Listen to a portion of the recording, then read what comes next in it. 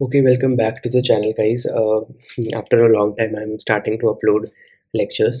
तो HRM में हमने जहाँ छोड़ा था, यूनिट 1 हमने कंप्लीट कर लिया था. बस एक टॉपिक रहता था which is was of evolution of HRM, जिसका मैं सिलेबस की थोड़ी क्लैरिटी मिलने के बाद लेक्चर अपलोड करता हूँ.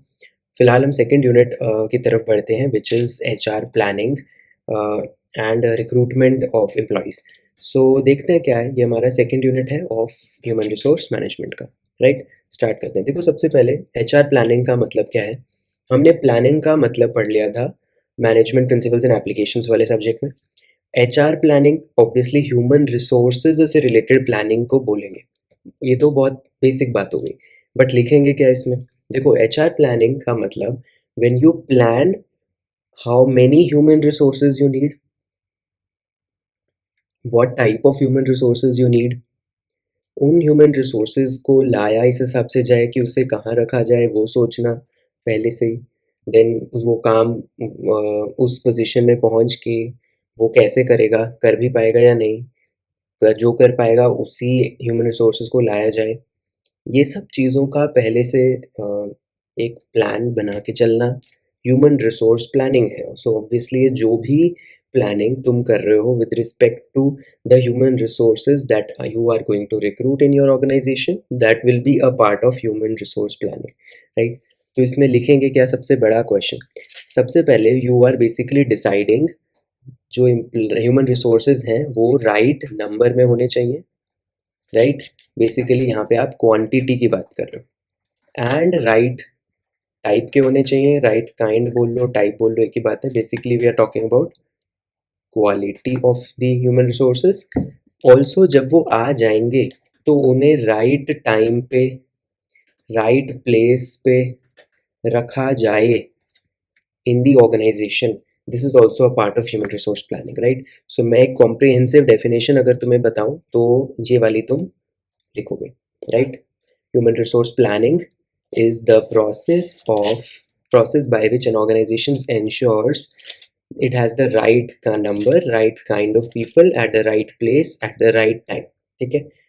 एंड देन बाद में तो वही जो लिखते हो कि इफेक्टिवली एंड एफिशिएंटली वो टास्क पूरे करे और ऑर्गेनाइजेशन का गोल अचीव करे. राइट, वो तो सब में ही लिखना है. बेसिकली फ़र्क क्या है प्लानिंग में और ह्यूमन रिसोर्स प्लानिंग में, कि आप ह्यूमन रिसोर्सेज से रिलेटेड कि वो right number, right type, right time, right place पे हो. राइट, अब यहाँ पे एक चीज़ जो आपको ध्यान रखनी है वो ये है कि when you take up this process ना ऑफ HR प्लानिंग, तो आपको देखना होता है कि आपका करंट मैन पावर पोजीशन क्या है.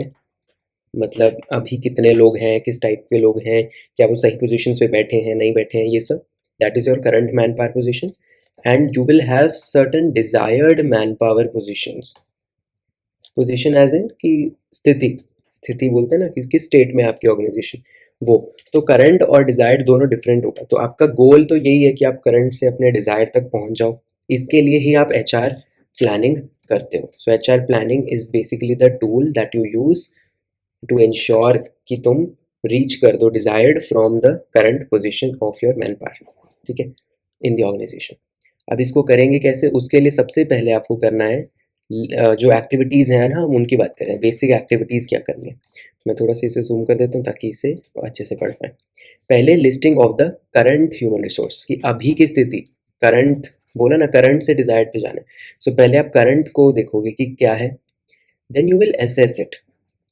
असेस क्या होता है, इवैल्यूएट, कि ठीक है मेरा जो करंट स्टेट है वो कैसा है, वो सही है, वो सही नहीं है, उसमें कोई चेंज लाना है नहीं लाना है, ये सब इवैल्यूएट करोगे.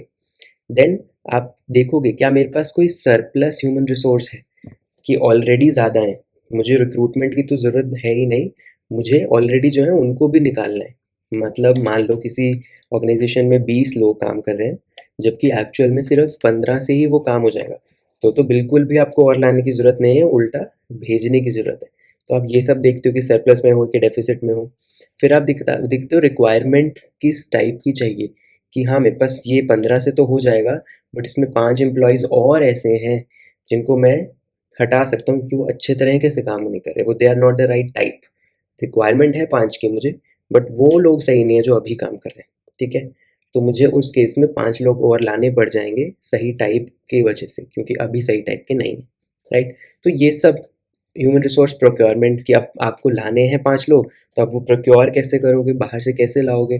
क्या आप न्यूज़पेपर पे एडवर्टाइजमेंट छाप के लोगों को लेके आओगे अपनी तरफ, या किसी टीवी पे एडवर्टाइजमेंट करोगे, या किसी लिंक्डइन पे अपना काम बढ़ाओगे, या उस पे एड्स चलाओगे, या क्या कैसे लाओगे लोगों को अपने पास? That you have to take care of.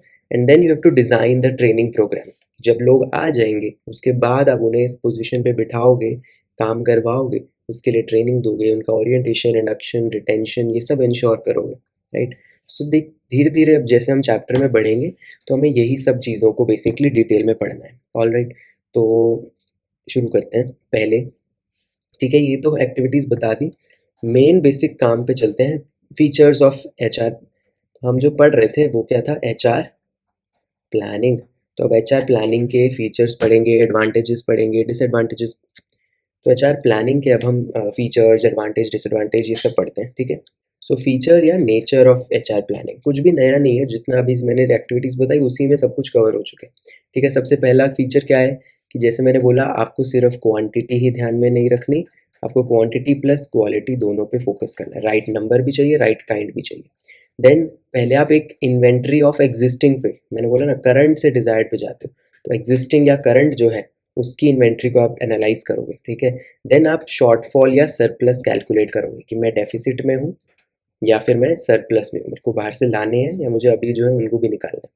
Then आप डिसाइड करोगे बहुत सारे प्रोग्राम्स कैसे, कि अगर मेरे को डेफिसिट है तो क्या मेरा कोर्स ऑफ एक्शन होना चाहिए, मेरे पास सरप्लस है तो मेरा कोर्स ऑफ एक्शन क्या होना चाहिए।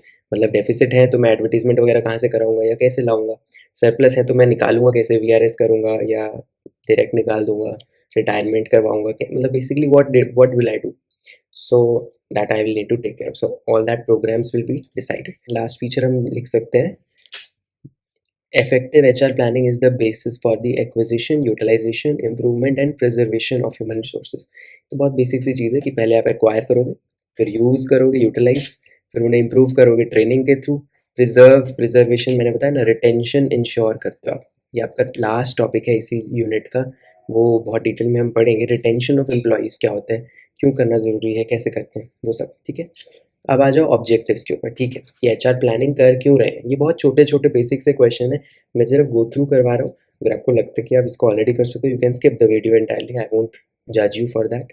सो आपकी जैसी मर्जी है, बट हाँ, if you want to go through it just like I will be making you do that, you can watch the video. Alright, so क्यों कर रहे हैं हम एचआर प्लानिंग, ऑब्जेक्टिव क्या है? पहली चीज़ ऑप्टिमम यूज़ हो, क्यों? क्योंकि मैंने बोला ना, डेफिसिट सरप्लस दोनों देख क्यों रहे हो, कि अच्छी क्वालिटी ऑफ रिसोर्स हो आपके पास, और जितने हो उतने ही चाहिए। तो क्वालिटी एंड क्वांटिटी हर जगह यही लिखना है, दोनों को हमने देखना। ऑप्टिमम यूज़ हो, इम्बैलेंस नहीं होगा कहीं पे भी, मैंने बोला डेफिसिट सरप्लस कुछ नहीं होना चाहिए, बैलेंस होना चाहिए। देन स्किल रिक्वायरमेंट्स को आप देखते हो कि अभी वाले जो लोग हैं क्या वो उनके स्किल्स के अकॉर्डिंग ही काम कर रहे हैं या नहीं कर रहे हैं। देन प्रोवाइड कंट्रोल मेजर, क्यों कंट्रोलिंग क्या था, यही तो था कि कुछ भी डेविएशन हो उससे आप बच सकते हो, बाद में उसे करेक्ट करके, करेक्टिव कोर्स ऑफ एक्शन करके। सो अगर आपको लग रहा है कि आपकी ह्यूमन रिसोर्स अच्छा नहीं काम कर रही है, या कम है या ज़्यादा है, तो ये सब जो भी है आप इनको, इनके लिए करेक्टिव एक्शन ले। So you have the power to control that, so that is given by HR planning.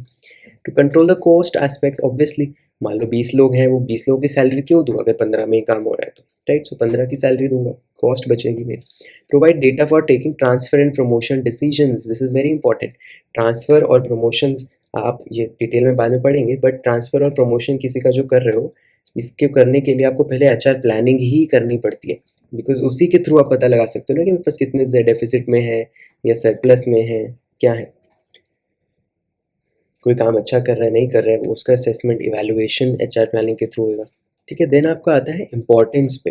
देखो इंपॉर्टेंस पे क्वेश्चन आ रहा है, अभी ऑब्जेक्टिव जो बताए वही एक तरह से इंपॉर्टेंस है, जस्ट वर्डिंग्स में आपको डिफरेंस लाना, आना चाहिए, right. So that's a skill of answer writing, that's all.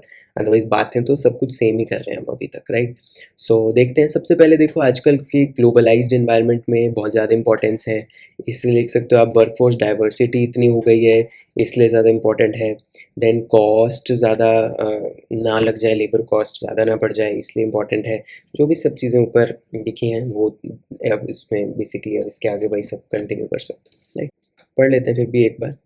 Reduce labour cost हो गया, serves as a basis for planning employee development, वही मैंने बताया जैसे ट्रांसफ़र एंड प्रमोशन, किसका ट्रांसफ़र करना है, किसको प्रमोट करना है, ये सब तभी डिसीजन ले पाओगे जब आपको पता है एचआर प्लानिंग का। देन एग्जिस्टिंग गैप्स पता लग जाते हैं, कोई एम्प्लॉय अच्छा काम कर रहा है नहीं कर रहा, बेसिकली वही कंट्रोल वाला पॉइंट आ गया, आपके हाथ में कंट्रोल दे रहा है। Overall business planning, overall planning भी अच्छी होगी अगर एचआर प्लानिंग अच्छी है। फॉर्मुलेटिंग मैनेजरियल सक्सेशन प्लान, अब सक्सेशन प्लान क्या होता है, सक्सेशन क्या होता है पता है ना, जैसे राजा का बेटा सक्सेसर कौन बनेगा, तो वैसे तरीके से अगर एक एम्प्लॉय की पोजीशन पे एक बंदा है, अगर वो चला जाता है तो उसकी जगह कौन लेगा, सो दैट इज सक्सेशन प्लान। तो वो एचआर प्लानिंग के थ्रू ही होगा कि एक बंदा मान लो छोड़ के चला गया, तो आपको नया बंदा लाना है जो कि उतना ही बढ़िया हो या उससे भी ज़्यादा बढ़िया हो, right. It leads a greater awareness of importance of sound human resource, nothing, ऐसा कुछ नहीं। Serves as a tool to evaluate the effect of alternative human resource actions and policies. Okay, this is also not really thing जो आप लिखोगे और examiner खुश होगा, ठीक है। Try to avoid such lame points, but ठीक है 5 पॉइंट्स मेन मैंने आपको बता दिया, और ऊपर जैसे basically you got the gist, you are capable enough, I am assuming. Then अब आते हैं क्या है HR planning at different levels.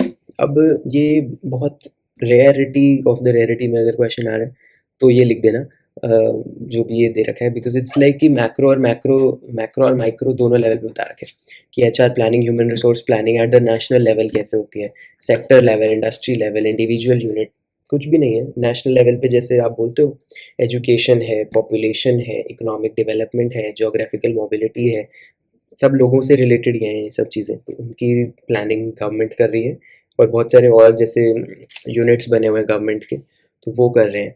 So national level पे भी ज़रूरी है। बेसिकली अब ऑर्गेनाइजेशन छोड़ दो, अब आप ओवरऑल दुनिया में देखो कि एचआर प्लानिंग कहाँ हो रही है। सो नेशनल लेवल हो गया, सेक्टर लेवल पे बेसिकली 3 सेक्टर्स नहीं है आपके, agriculture, manufacturing, service, primary, secondary, tertiary, तो ये तीनों सेक्टर्स पे ज़रूरी है।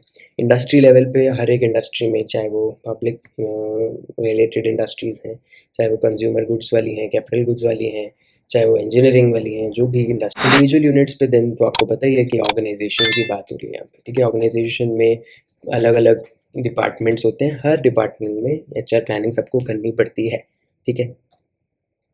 उसमें भी अब आप लिख सकते हो top level, middle level, lower level, लिख दोगे बेसिकली।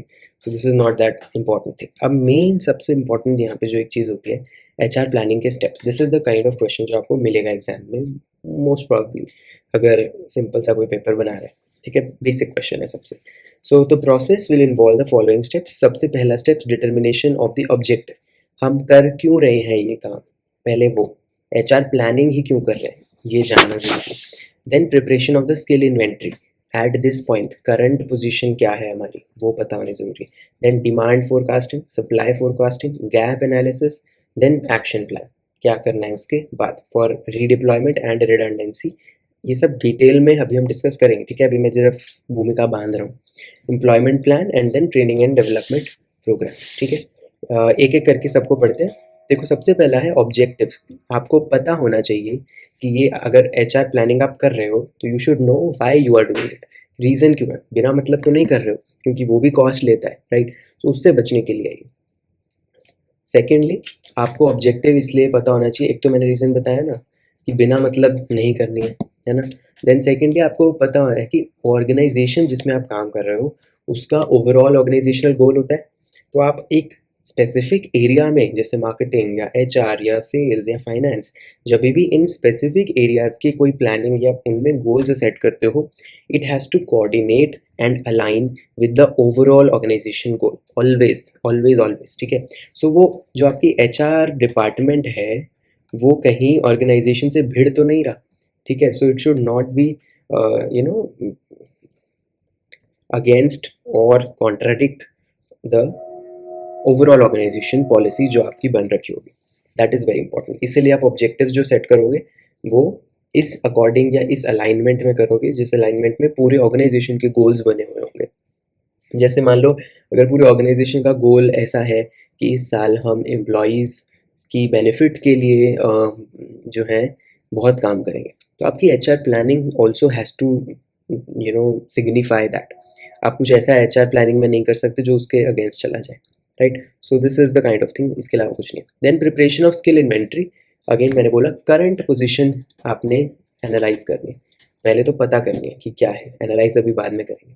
करंट पोजीशन जो है बेसिकली इन्वेंट्री क्या होता है, स्टॉक. सो यहाँ पे हम ह्यूमन रिसोर्सेज के स्टॉक को देख रहे हैं. ह्यूमन रिसोर्सेज लोगों के स्टॉक इन्वेंट्री को अभी हम कैलकुलेट कर रहे हैं कि ठीक है कितने लोग हैं ऑर्गेनाइजेशन में हमारे. देन वो कितने काम कितने पोजीशंस में कर रहे हैं. सो क्या वो सही से काम कर रहे हैं या नहीं, उनकी एक्चुअल स्किल्स क्या हैं, क्या मुझे नई स्किल्स तो नहीं चाहिए अभी अपने काम के लिए, जो स्किल्स उनके पास हैं क्या वो रेलेवेंट है या नहीं, ये सब बाद में जाके एनालाइज करना है. इसलिए अभी के लिए हम प्रिपेयर कर रहे हैं स्किल इन्वेंट्री. ठीक है कि अभी मेरे पास क्या स्किल्स हैं, जो मेरे पास लोग हैं उनमें अभी क्या स्किल्स की वैल्यू क्या है. So that we will decide. इसके लिए एक स्किल इन्वेंट्री फॉर्म बनता है. ठीक है, वो फॉर्म का फॉर्मेट अभी मैं दिखाता हूँ इसमें होगा. तो वो फॉर्म के अकॉर्डिंग अभी आपको पता चलेगा कि this is the skill inventory form. Personal data सबका, किस आपका नेम, उसके डिटेल्स, देन आपकी एजुकेशन ट्रेनिंग, उसका एक्सपीरियंस एंड स्किल्स, फिर कुछ एडिशनल डिटेल्स की कितनी सैलरी दे रहे हैं, उसका आगे करियर प्लान क्या है. This is the every person का एक स्किल इन्वेंट्री का फॉर्म. इस फॉर्म में उसकी स्किल्स के बारे में दे लिख रखा है, उसके गोल्स के बारे में, उसकी और बेसिक डिटेल्स. ये आपका एक रिकॉर्ड बन जाता है उसकी पर्सनल इवैल्यूएशन करने के लिए, right. So this is one step. ठीक है, मेन स्टेप्स अभी आ रहे हैं. Then we have demand forecasting. क्या होता है डिमांड फोरकास्टिंग? अब यहाँ पे डिमांड आप किसी प्रोडक्ट्स की नहीं बात कर रहे हो या सर्विसेज की जो ऑर्गेनाइजेशन दे रहा होगा, नहीं. अभी हम सब कुछ HR से रिलेटेड कर रहे हैं. तो जो लोग आपकी ऑर्गेनाइजेशन में काम कर रहे हैं उनके लिए डिमांड फोरकास्टिंग, कि आपके ऑर्गेनाइजेशन के अंदर लोगों की डिमांड फ्यूचर में होएगी नहीं होएगी, उसकी क्या संभावना है, क्या प्रोबेबिलिटी है, वो फोरकास्ट कर रहे हो आप यहाँ पे, राइट. सो डिमांड फोरकास्टिंग में आप वो चीज़ें पता लगाओगे जिनसे ये हमें पता चल जाए बाद में कि क्या हमारी ऑर्गेनाइजेशन में लोगों की नीड आगे जाके होगी या नहीं होगी. अब इसके डिटर्मिनेंट्स क्या हैं जिससे पता चल जाएगा ये चीज़ें हमको. उसके डिटर्मिनेंट्स क्या हैं? पहला है एम्प्लॉयमेंट ट्रेंड्स, कि आप देखोगे कि ओके इस हमारी ऑर्गेनाइजेशन में ये वाले डिपार्टमेंट है जिसका एम्प्लॉयमेंट ट्रेंड्स, बेसिकली ट्रेंड कुछ भी क्या होता है, पिछले 2-3 साल का डेटा, राइट, और कुछ नहीं होता. तो आप मान लो पिछले 5 साल का डेटा निकालोगे कि हमारा ट्रेंड क्या है इस डिपार्टमेंट का. लेट्स से ए डिपार्टमेंट का एम्प्लॉयमेंट ट्रेंड बोलता है कि हमारे एम्प्लॉयज़ की ज़्यादा से ज़्यादा ज़रूरत है हर साल. तो ऑब्वियसली अगले साल भी होएगी, फिर इस साल भी ज़रूरत ज़्यादा बढ़ेगी अगर ट्रेंड ही वो बोल रहे है ना. तो ट्रेंड्स बेसिकली ये बताते हैं कि किसी पर्टिकुलर डिपार्टमेंट में पिछले 5 साल के अकॉर्डिंग अगले की फोरकास्टिंग कर रहे थे आपकी. ठीक है, अभी 5 साल से इस ऑर्गेनाइजेशन में इस डिपार्टमेंट में हमेशा ज़्यादा लोग एंटर ही किए हैं क्योंकि बहुत लोग ज़रूरत होती है. ऑब्वियसली इस साल भी करेंगे, मतलब ऑब्वियसली 100% नहीं, बट एक अनुमान लगाते हो आप. ठीक है, रिप्लेसमेंट नीड्स. अब रिप्लेसमेंट की ज़रूरत कब होती है? मान लो जो अभी वाला एम्प्लॉय है वो निकल जाए या छोड़ के चला जाए, या उसको मान लो किसी और जगह ट्रांसफ़र कर दिया जाए, या वो खुद रिज़ाइन करके छोड़ दे, या उसका आप टर्मिनेशन कर दो कि उसका कॉन्ट्रैक्ट ही 2-3 साल तक का ही था. तो ये सब चीज़ें की वजह से जो अभी करंट बंदा बैठा होगा उसकी जगह कोई और आके ले लेगा, right. That is called replacement need. तो ये भी आपको पता करनी पड़ेगी कि ओके अगर अभी आने वाले साल में रिप्लेसमेंट नीड्स कितनी आएंगी, ज़्यादा आएंगी नहीं आएंगी. तो क्योंकि ये सब तो आपको पहले से पता होता है कि हाँ ये रिज़ाइन तो चलो बिल्कुल श्योरिटी नहीं है, but you get to have some hint about कि किसका टर्मिनेशन आने वाला है. 2 साल का था तो अभी इस साल उसका ख़त्म हो रहा है, राइट. किसी का पिछले 15 साल का कॉन्ट्रैक्ट था तो अगर वो इस साल ख़त्म हो रहा है तो you have to have that data with you, क्योंकि अब इसकी ये जाने वाला है, इसके लिए रिप्लेसमेंट करने की आवश्यकता है. तो ये मेरी डिमांड क्रिएट करेगा ह्यूमन रिसोर्स के लिए. So that is one thing, replacement needs. Then we have improvement in productivity. मान लो हो सकता है आपकी ऑर्गेनाइजेशन में एक डिपार्टमेंट में 5 ही लोग थे और अगले साल ऑब्वियसली वहाँ आपको 10 लोग की ज़रूरत पड़ेगी, बट ये 5 लोग अब कंप्यूटर चलाना सीख गए हैं जिसकी वजह से इनकी प्रोडक्टिविटी इतनी बढ़ गई है कि वो अगले साल 10 की ज़रूरत ही नहीं रख पाएंगे, मतलब उनका 10 का काम 5 लोग ही कर देंगे। ऐसा भी हो सकता है उनकी प्रोडक्टिविटी कम हो गई हो कि आप कंप्यूटर पे कुछ काम इतना नहीं सीख रहे हैं जिसकी वजह से उनकी प्रोडक्टिविटी इतनी नहीं है, तो और ज़्यादा लोग लाने पड़ेंगे।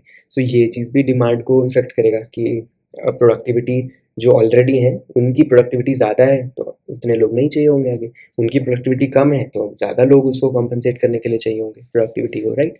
सो that is also one thing. से नेक्स्ट आता है रेट ऑफ एब्सेंटीज़म। एब्सेंटीज़म क्या होता है? किसी एम्प्लॉई का जो आना है ऑर्गेनाइजेशन के अंदर, विजिट करना, visit as in visit for the work, क्या वो आ रहा है रोज़ काम पे या वो नहीं आ रहा है काम पे। एब्सेंट तो नहीं है, प्रेजेंट है। एब्सेंट बेसिकली जैसे अटेंडेंस होती है ना आपकी स्कूल में, कॉलेज में, वैसी, right. So rate of absenteeism formula क्या होता है? Man days lost due to absenteeism upon man days work, mandays नहीं है, मैन डेज है, man days worked plus man days lost, right. So this formula, and इसको calculate करके आपसे बताएगा आपकी ऑर्गेनाइजेशन में लोगों को आने, आपकी ऑर्गेनाइजेशन में लोगों को आने में कितना इंटरेस्ट है, वो छुट्टियाँ तो नहीं ज़्यादा ले रहे हैं ऐसा। हाँ, तो अगर ये रेट बहुत ज़्यादा हाई है तो ऑब्वियसली आपको कुछ करना चाहिए, आपकी ऑर्गेनाइजेशन सही रास्ते पे नहीं है, right. Then growth and expansion, ये भी बहुत इंपॉर्टेंट चीज़ है। मान लो आपकी ऑर्गेनाइजेशन सोच रही है एक साल ग्रोथ करने का या कोई नया डिपार्टमेंट ऐड करने का, तो ऑब्वियसली बात है ना, ज़्यादा डिमांड बढ़ेगी because more people will be required if there is growth और एक्सपेंशन ऑफ द ऑर्गेनाइजेशन। तो वो डिपार्टमेंट्स नए क्रिएट होंगे, ऑलरेडी जो हैं वो एक्सपैंड होंगे, तो ज़्यादा लोग ज़रूरत होगी, राइट। ठीक है, तो ये बेसिकली डिमांड फोरकास्टिंग हमने बात की। इस चीज़ में एक चीज़ याद रखना, ये थोड़ा सा बाद में आएगा बट मैं पहले ही बता रहा हूँ कि अभी आपने बताया ना कि कितनी डिमांड की ज़रूरत होगी, इसमें दो चीज़ें आती हैं, एक होता है वर्क फोर्स एनालिसिस और एक होता है वर्क लोड एनालिसिस। वर्कलोड कितना लोड है, ठीक है, बेसिकली रिक्वायर्ड कितने हैं, राइट, एंड वर्क फोर्स कि अभी कितने लोग काम कर रहे हैं। सो एक तरह से एक्चुअल में कितने हैं। मान लो रिक्वायरमेंट 20 लोगों की है, अभी वर्क फोर्स 15 लोगों की है, सो you have the demand for 5 people this time, right. Demand forecast कितने लोग की हुई, एक्चुअल बंदे जितने चाहिए वो इनके थ्रू पता लगता है, work force and workload analysis. अभी डिटेल में करते हैं इसको बाद में, उप्स, अभी इसको डिटेल में करते हैं आगे। उससे पहले हम ये सप्लाई फोरकास्टिंग पे बात चल करते हैं। डिमांड फोरकास्टिंग का मतलब क्या था?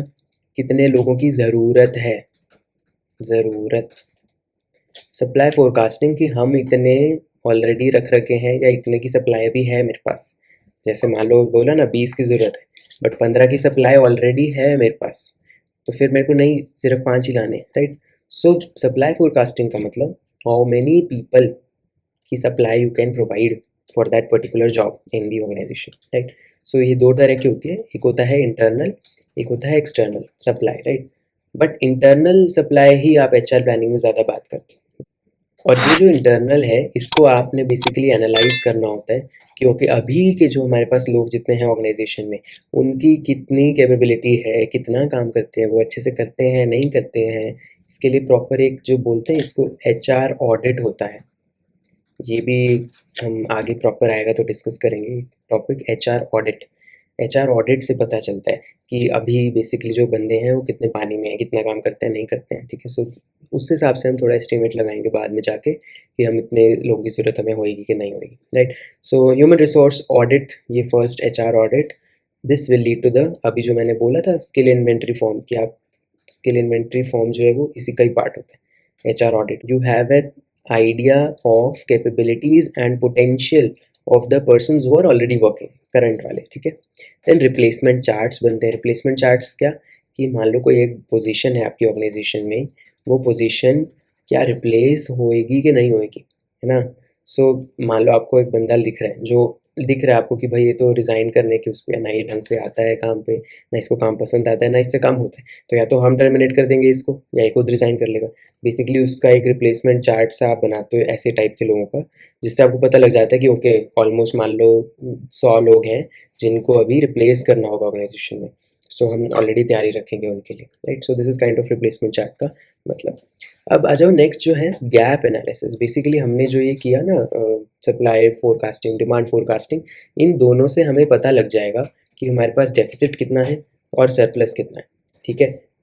अगर supply is more than the demand तो दैट मीन सरप्लस है, if supply is less than the demand मतलब डेफिसिट है। और यही गैप बिटवीन जो डिफरेंस होगा सप्लाई एंड डिमांड में, वही आपने एनालाइज करना है इस वाले पॉइंट में, ठीक है। दैट यू एनालाइज कि कितने लोग हैं आपके ऑर्गेनाइजेशन में जो आपको अभी भरने हैं या अभी निकालने हैं। अगर सरप्लस में है तो उनको निकालना किस तरीके से है, और डेफिसिट में है तो उन्हें लाना किस तरीके से, ये सब पता करना, right. Then we have redeployment and redundancy program. की थोड़ा समझना, नाम से आपको नहीं समझ में आ रहा होगा। देखो मैंने अभी बताया सरप्लस और डेफिसिट दोनों हो सकते हैं। अब मान लो आपके ऑर्गेनाइजेशन में सरप्लस है, मतलब आपको लग रहा है सरप्लस इन द सेंस कि जो ऑलरेडी काम कर रहे हैं वो है, अच्छे खासे लोग हैं, बट फिर भी आपको ज़्यादा सूट नहीं कर रहे हैं अभी, कि आपके पास वो है ना कि क्वांटिटी तो है बट क्वालिटी वाले अभी वो अच्छे से काम नहीं हो रहा है। सो उस केस में आप दो चीज़ें सोचते हो कि ये सरप्लस एम्प्लॉई मुझे फालतू में, मैं क्यों इन्हें कॉस्ट बियर करूँ इनके लिए जब मुझे ये प्रॉपर काम ही नहीं करके दे रहे। So I will take care of two things. If that surplus can be adjusted somewhere, ठीक है, मान लो किसी और डिपार्टमेंट में भेज दिया या किसी और काम में उसे लगा दिया, राइट, किसी और डिपार्टमेंट में ट्रांसफ़र हो जाएगा उसका, ठीक है। जिस डिपार्टमेंट में कम बंदे होंगे उनमें उसको ट्रांसफ़र कर दो, या कोई आपकी अलग पेरेंट पेरेंट नहीं बोलेंगे, क्या सब्सिडरी कोई ऑर्गेनाइजेशन है उसमें डाल दिया उस बंदे को, या कोई और बेसिकली कुछ नया प्रोजेक्ट आपको लग रहा है कि आने वाला है, उसके लिए आपने एक बार उसे रख लिया होल्ड पे, या बेसिकली आप कहीं भी उसे फिट कर सकते हो। अगर बेसिकली एक तरह से है ना कि निकालना नहीं चाह रहे आप बंदे को, तो आप कहीं भी उसे फिट कर सकते हो, तो वो देखो, इसको बोलते हैं रीडिप्लॉयमेंट, कि आपने एम्प्लॉय किया उसे कहीं और फिट करके।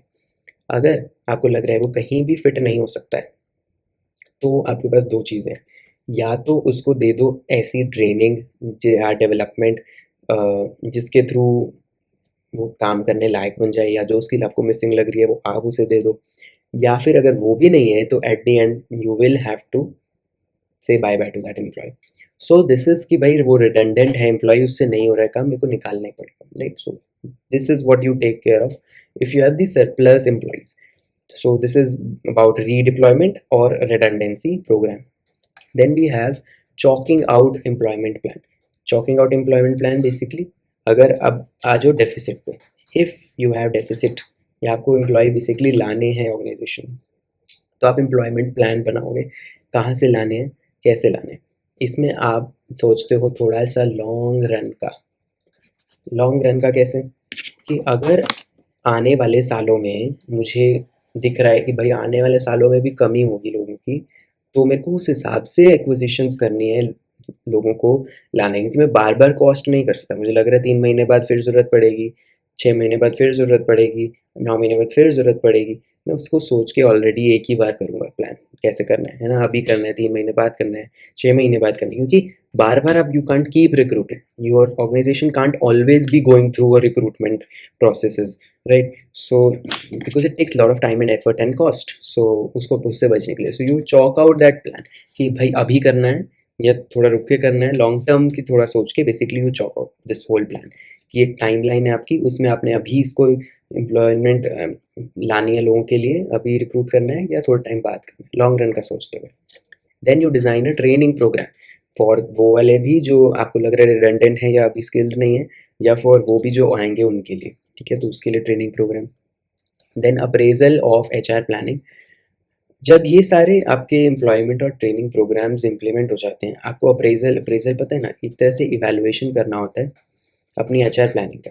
आपको लग रहा है कि मैंने HR प्लानिंग का पूरा प्रोसेस किया है, ट्रेनिंग की है लोगों के लिए, एम्प्लॉयमेंट प्लान बनाया है, उसका प्रॉपर एनालाइज करोगे, इवैल्यूएट करोगे कि भैया ये सही भी है कि नहीं है, थोड़ी इसमें गलतियाँ निकलेंगी, 2-4 लोगों को लेके आ जाओ, उनसे सलाह मशवरा ले लो या जो भी कर लो, कंट्रोलिंग वाला प्रोसेस। बेसिकली आपको लग रहा है जहाँ पे भी डेफिशिएंसी है, आप उसको पूरा कोशिश करो कि वो आगे ना हो, या एक्चुअल में प्लान इम्प्लीमेंट करते टाइम अब से ना आए, ठीक है। तो यू विल मेक श्योर कि वो बेटर से बेटर बनता जाए।